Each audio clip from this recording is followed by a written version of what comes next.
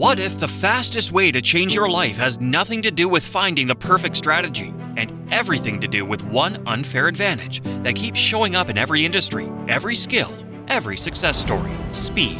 Not rushing, not chaos, not burnout, but the ability to move from idea to action before fear can talk you out of it, and to get real feedback before overthinking turns a simple plan into a 2-year preparation phase. Because the people who level up so fast everyone notices are not always more talented or more privileged, but they do something most people refuse to do. They move early, they move often, and they let reality correct them quickly. If you can learn how to do that, you don't just improve faster, you become the kind of person people stop recognizing because your results start arriving faster than their expectations. Think back to where you were a year ago, not the dream version, the real version. Is your life measurably different? Or does it feel like you just aged 12 months while your goals stayed in the same place, waiting for the perfect time to begin? Because while you were waiting for confidence, someone else was collecting proof, testing 10 directions, dropping the 7 that failed, and building momentum off the 3 that worked.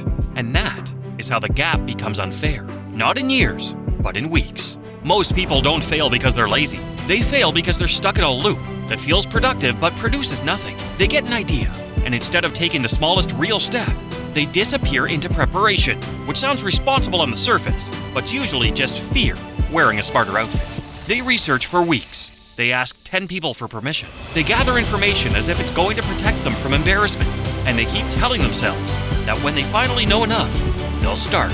But the truth is, you'll never feel ready to risk being seen as a beginner. And if you keep waiting for readiness, you're basically training yourself to live as a spectator while other people build. That's why speed is such a ruthless advantage, because speed collapses the distance between intention and execution, and it forces you to stop living in theories and start living in evidence. And once you start stacking evidence, your identity changes, because your brain stops hearing promises and starts seeing proof. Now, here's the part most people miss. Speed is not a personality trait, it's a system. And once you build it, the results start coming in a way that feels almost unfair.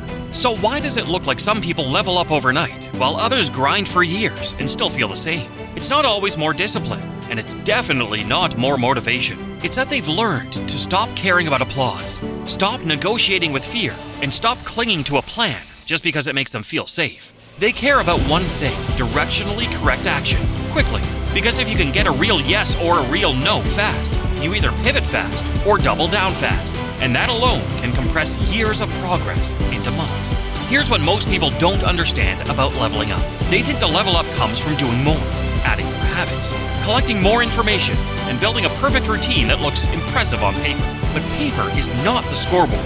Reality is. The people who level up the fastest aren't doing more. They're doing less, but faster and with more focus. They're not trying to be perfect. They're trying to get feedback as quickly as possible so they know what works and what doesn't. Because here's the reality. You can't improve something that doesn't exist. You can't get market feedback on an idea you're still perfecting in your head. And the longer you wait to test something, the longer you stay stuck. So while most people are stuck in analysis paralysis, trying to get everything perfect before they start, the winners are already on version 10 of their product, their business, their skill. They're not better than you. They're just faster. So how do you actually do this? How do you move fast enough to level up before everyone else? So here's the system. 6 principles that turn you into someone who moves so fast your old life can't keep up. Speed without feedback is just noise, but speed with feedback becomes a weapon. So instead of asking, will this work? Ask a better question. If I had to know within 7 days whether this works, what's the fastest test I can run? That one question forces you to stop fantasizing and start experimenting, which is where real confidence comes from. If it's a business idea, you don't need a full product. You need a simple offer and a simple landing page to see if anyone bites. If it's content, you don't need a full rebrand. You need 3 videos and real audience response. If it's fitness, you don't need a perfect routine. You need 1 week of tracking, training, and sleep to see what actually changes your body. Reality is the ultimate teacher, and the fastest learners are not afraid of being wrong because being wrong early saves them from being wrong for years. Even with fast feedback, most people still freeze because they're waiting to create a masterpiece. But here's the truth. Masterpieces are built, not born. Most people wait until they feel confident, but confidence is not the entry fee, it's the reward. If you're not slightly embarrassed by your first attempt, you probably waited too long. Everything starts rough, whether it's a product, a new skill, a business idea, or a new version of you. The first version isn't meant to impress. It exists because you can't improve something that stays trapped in your head. And the person who ships 10 imperfect versions will always beat the person still polishing version 1, because progress rewards motion, not intentions. This is where speed becomes practical.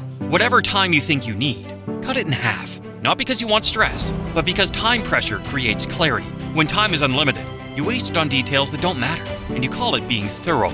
When time is short, you get sharp. You focus on the needle movers, and you stop decorating tasks that aren't even important. This is how speed works without burnout. You don't work longer, you work cleaner. Most people think success is permission to relax, but comfort is where growth dies. When things start feeling easy, when you're winning, when life becomes smoother, that's the moment most people begin slowing down without noticing, because they start protecting comfort instead of protecting momentum.